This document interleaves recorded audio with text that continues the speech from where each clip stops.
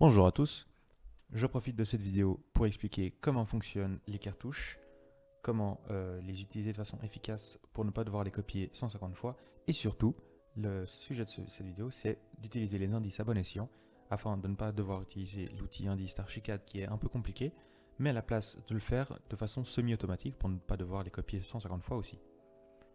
Donc, ici on a une mise en page d'un plan, on a le cartouche en dessous avec toutes les informations, mais aussi les indices.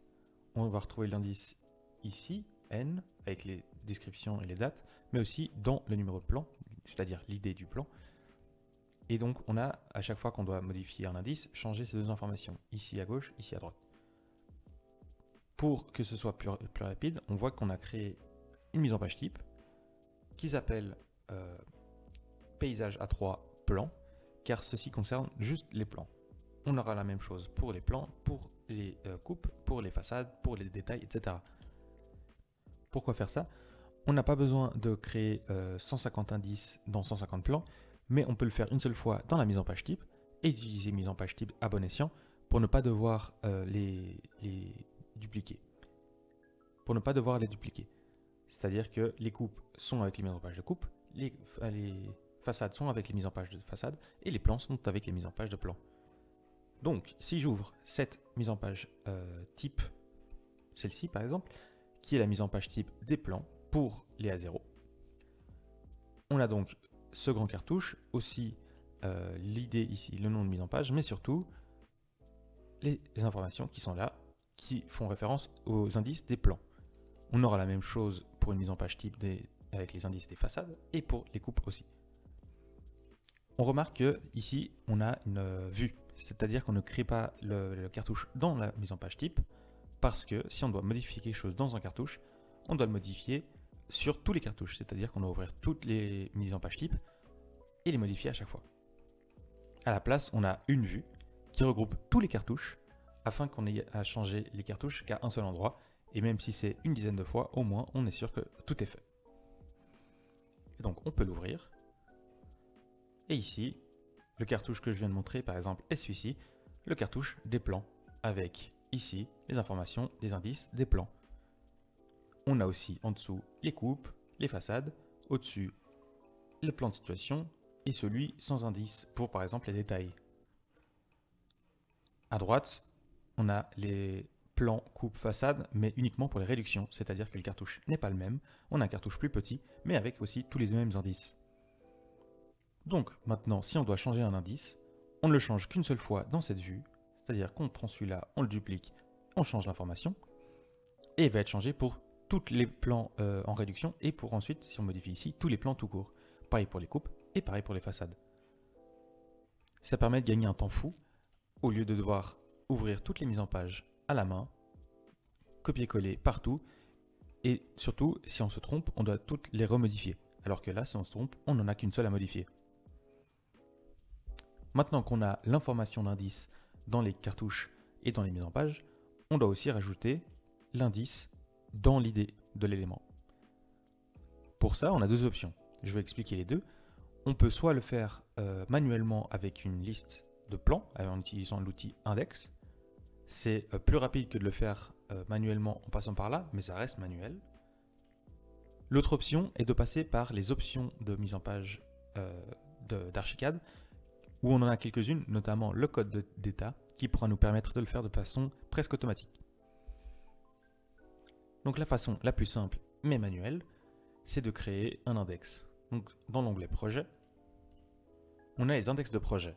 Ici, il y en a déjà quelques-uns de créés, mais j'ouvre les réglages et on va le recréer. Donc on a à gauche les listes, donc index déjà créés, en haut à droite les critères, et en bas à droite les champs à afficher. Si on fait nouveau, on peut créer un nouvel index de projet en mettant un ID, par exemple 10. On peut créer un nouveau nom, par exemple liste de plans. Et surtout ne pas oublier de modifier ici, de mettre les mises en page, car c'est les mises en page qu'on veut contrôler. On fait OK. Et maintenant, on va créer une liste de critères. En cliquant ajouter critères, on a toutes ces options là. Certes pas beaucoup, mais ça suffit largement. Et nous, on va s'intéresser au sous-ensemble, c'est-à-dire un dossier qui contient toutes les mises en page. Dans notre cas, si on veut modifier les plans, on prend le dossier maître des plans. Si on veut aussi rajouter les mises en page des coupes et des façades, c'est tout à fait possible. On rajoute deux sous-ensembles, 1, 2. Et ici, au lieu de mettre les plans, on va mettre les coupes. Et ici, on va mettre les façades. Effectivement, ceci ne marchera pas, étant donné qu'il faut aussi changer cette information-là. Au lieu de mettre et, on va mettre ou pour les deux. C'est-à-dire que soit la mise en page est dans ce sous-ensemble, ou le sous-ensemble est là, ou ce sous-ensemble est là. Si on avait mis et, il faudrait que la mise en page soit dans les trois dossiers en même temps. C'est quasiment pas possible, sauf si les dossiers sont imbriqués les uns dans les autres. Mais dans ce cas-là, on prendrait juste celui du haut. Donc, on a les critères. On va ajouter les champs. Ici, on n'en a besoin que de deux, l'id et le nom des mises en page. On choisit donc l'id et le nom, qui se retrouve ici, identifiant mise en page et non mise en page. Et voilà. Maintenant, il s'est créé.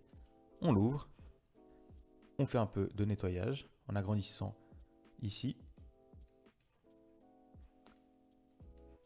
en changeant les hauteurs de ligne et en mettant le texte un peu plus petit. Disons 3. C'est parfait.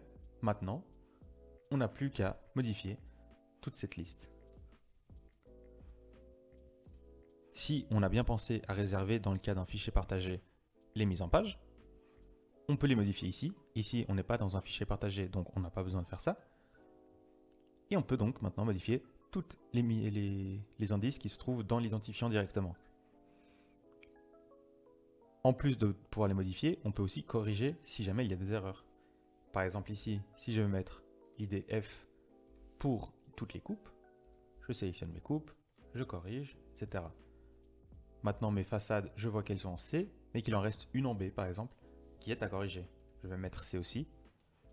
Et maintenant je sais que, par exemple, si j'ouvre mes coupes, on a certaines en F, certaines en E, que je n'ai pas encore modifiées.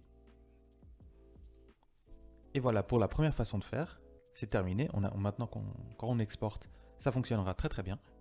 On peut passer à la façon suivante, plus efficace mais un peu plus compliquée, c'est-à-dire d'utiliser les options de mise en page. Si je sélectionne toute une liste de plans, par exemple, ça pourrait être peu importe la liste, il faut juste sélectionner les mises en page, et que je fais option mise en page, on a cette page où on retrouve certaines informations qu'on connaît déjà, mais tout en bas on a aussi les informations de mise en page. C'est-à-dire qu'on peut rajouter des informations ici, par exemple le code d'état qui va nous être utile pour donner l'indice de la mise en page. Avant j'étais en N, donc je vais mettre M par exemple. Je mets M, je fais OK. Et voilà. Bien entendu, pour l'instant, rien n'a changé, mais pas de panique. On va les ajouter dans la mise en page et dans le nom du fichier. Si on veut les voir, on peut faire option index, toujours dans la liste de plans, et rajouter un champ qui s'appelle code d'état, et faire OK. Ici, on voit que toutes les mises en page que je viens de corriger, plutôt que je viens de modifier, possèdent cet indice M dans le code d'état. Donc on sait que l'information est là, il suffit de l'afficher. Tout d'abord, on veut l'afficher dans la mise en page. C'est-à-dire que si je zoome ici, il faudrait que le code d'état apparaisse. Pour ça, je retourne dans ma vue avec les cartouches. Je vais dans le nom de plan, car j'ai envie qu'il apparaisse ici. Et je fais clic droit, insérer texte automatique, et je rajoute code d'état. Je peux rajouter par exemple un tiret, si jamais j'en ai envie. Maintenant, si je vais dans une mise en page avec ce cartouche, par exemple ici, on voit qu'ici j'ai un tiret 5 et j'aurai bientôt tiret M. Et voilà. Il s'affiche maintenant correctement dans la mise en page. Il suffit maintenant finalement de corriger le nom du fichier à l'export et tout sera bon. Pour ça, je vais dans mon jeu de publication, je sélectionne mes deux dossiers, et je fais renommer éléments, et j'ai une petite page qui s'ouvre. Pour expliquer, le nom automatique qui est donné par HCAD lors de l'export est l'id espace le nom. C'est ce qu'on voit ici dans la prévisualisation. J'ai l'id et le nom. Nous, on veut rajouter quelque chose au centre, donc on fait nom personnalisé. On voit s'afficher source ID et source item name, c'est-à-dire l'id et le nom. Et ensuite, je rajoute ici un tiret et un texte automatique, le code d'état. Maintenant que j'ai mon code d'état au centre, on voit qu'ici rien ne s'affiche, mais c'est normal parce que je n'ai pas changé le plan de situation. Mais on voit déjà le tiret qui est apparu, ce qui est déjà une bonne chose. Je fais renommer pour toutes les mises en page. Et maintenant, si j'ouvre une mise en page que j'ai corrigée, par exemple celle-ci, on voit le "-m" qui s'affiche. Maintenant, à l'export, le "-m" sera juste. Et à chaque fois qu'on veut corriger l'indice, ou plutôt le modifier, on aura deux choses à penser. Aller dans le cartouche pour modifier la description. Et ensuite, sélectionner les mises en page et changer ici. Mettre O, par exemple. Et voilà.